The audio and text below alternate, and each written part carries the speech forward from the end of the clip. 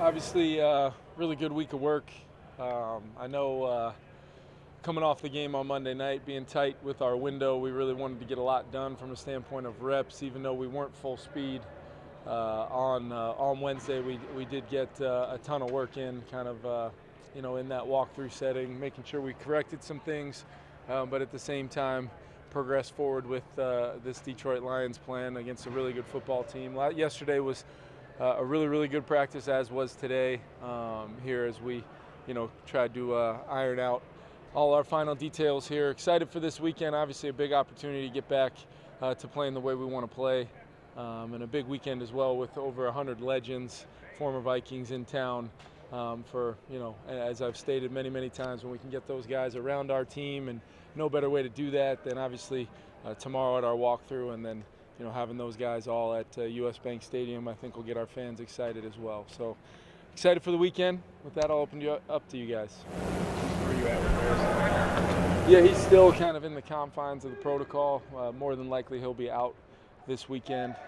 We wanted to give him every opportunity, but the way Tyler and Uriah and their staff, I mean, we follow the protocol and make sure we're always looking out for the best interest of our players, and hopefully we can get him back as soon as possible.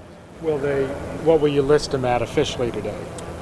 We're still talking through that. More than likely we'll list him as out. Okay. Yeah. And then Booth? Yeah, Booth will be out as well. Josh Metellus to step in there in that starting role? I see a lot of different roles depending on whether it's Metellus or Lewis. I would expect to see both those guys play. When Josh has got a chance to get in there, he's really done some good things, and I think he's been really good on special teams. Playing aggressive, flying around, which will only bode well for our defense. Adding that in to our group, and feel really good about where Lou is coming off that injury in the opener, and then to be able to get back out there and really flash a few times on teams as well, and then just continue to integrate him in there and continue to develop his role, because we're going to be counting on him for a lot of things this year. Do you know who actually will start, like first play? I do not. I do not know that. Ask me a lot of things that we still have to talk through, right. But I just know what the week of prep's been like for both those guys and how they fit in with Cam. Bynum on the other side, and the good thing is we've gotten those guys reps in there with the ones, both those guys, throughout the past month or so. So kind of a seamless transition we're hoping for.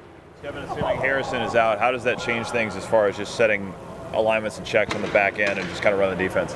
Yeah, I think that's where we'll really feel the benefit of where Cam Bynum's at mentally. Those guys communicating, and it's one of those things where we don't expect there to be a lot of ability to communicate for our defense when the other team's offense is on the field. So a lot of it's, just being on the same page. What's the plan? What are the alignment assignments based upon where the offense lines up? And ultimately, how many plays can we stack without having mental errors or anything where we make it easy on our opponent, across the board. That's in all three phases on Sunday. St. Brown has put together a bunch of games with touchdown, 8+ catches. What do you see in the way he's put that together, and the chemistry he's maybe developing with Jared? Yeah, you can clearly see, that Jared's got unbelievable confidence in him to win in a lot of different ways. Coverages, match coverage.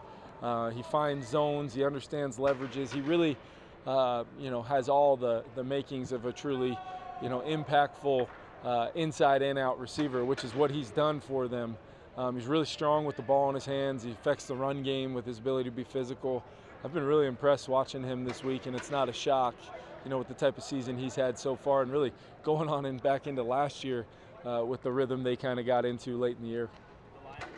Their gap scheme, run game, I mean, they lead the league in yards before contact. Do you need to adjust the way you play defensively and maybe bring more defenders into the box? Yeah, I think, with that gap scheme stuff, a lot of times you can have a lot of defenders in the box, but if you're not able to, at least fight a stalemate up front and take on those double teams, that's really in gap schemes what's going on. It's not so much the zone game where one man, one gap really truly matters. In the gap scheme, if they get, movement of that front, it can be like a tidal wave coming downhill, and we know this team is, they have a mental makeup that they want to establish that stuff, and we got to be physical at the point. We need our backers to be able to be free and run, and then we need those DBs showing up in the fit with how we want to play. Kevin Johnson a couple days ago, but I mean, with some of that gap scheme stuff, how unique is what they are doing? Just offensively? Yeah, I think, I don't know how unique as much as it's just their identity. And it's really, it's something that going back to last year, people weren't really talking about them a whole lot. But I can tell you when you prepared for them, you prepared for a physical team that had that kind of running game, that kind of mindset behind a really physical offensive line. And I think, obviously people are starting to take note of what they're doing offensively. The statistics tell you the story, but I think it goes deeper than that. I think it's a team taking on the persona of Dan and what they want to be offensively, and they've been physical, really since he's been there. Now it's just kind of stacking together in more of a complementary role in all three phases, but got a lot of respect for this group, and I know our defense is going to have a hell of a challenge to try to make sure they match that physicality early on. Looking ahead to next week, you guys are going to leave Thursday night and get in London on Friday. Why, which is later than previous Vikings teams went out there? Why was the decision made to go at that particular time? Yeah, I don't know. I think going back there a few times and really doing some research on it with our sports performance, I don't know if that's entirely accurate on all the times we've gone out there, but I will say. Well, they left Wednesday night, arrived Thursday and 17, and they left Monday night and 13 and arrived Tuesday. Gotcha. Yeah, no, I'm very much aware. I will say I do rely heavily on the sports performance side of things. I have not made the trip to London. This will be my first time. But I will say that we spent a lot of time talking about how we were going to handle it. Consulted the players, a lot of which that have made 2 or 3 of those kind of trips. So we feel really good about our plan. It's a heck of a travel, no matter how you do it, and I think there's a lot of philosophies on it. Talking to people that have done it successfully at other teams too, just kind of gauging all that information and making sure we make the decision for us this year, this team. We feel really good about how we're going to handle it.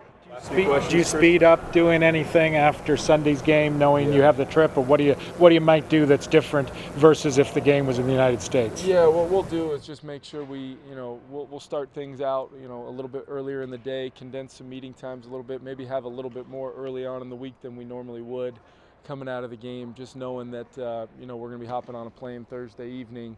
A lot of times that's one of our big work days where we're working on the grass, pretty close to 5 o'clock on a Thursday. So we'll be off the field a little earlier, be on the field working and kind of condense some things, but still get the same, if not more, amount of reps than we normally do in a game week. So we feel good about the plan to make sure we get our guys obviously mentally and physically ready to go, and then obviously when we get on the ground there, having a plan start to finish all the way through, hopefully coming home with a win. Just when it comes to Josh Metellus, he's got a lot of experience on special teams. How does some of that carry over to playing on defense? Yeah, I think it's, this game has become such a space game. Even against these teams that want to get physical with certain kind of run schemes and concepts, you're still a lot of times playing in space, tackling in space, leverage, angles, all those things that he's done really, really well on special teams. I think it carries over. And then, I don't think he gets enough credit for the growth he's really had in the pass game, understanding concepts, how we want to play from a standpoint of how we want our coverages to look. And he's been one of those guys from the jump. All I ever hear from our defensive coaches is Metellus had another good day. Metellus had another good day all through training camp. And I think that's kind of fit in with Harry and obviously Cam and Lou. So we feel really good about the depth of that room. It's going to be tested this weekend without one of our best players out there.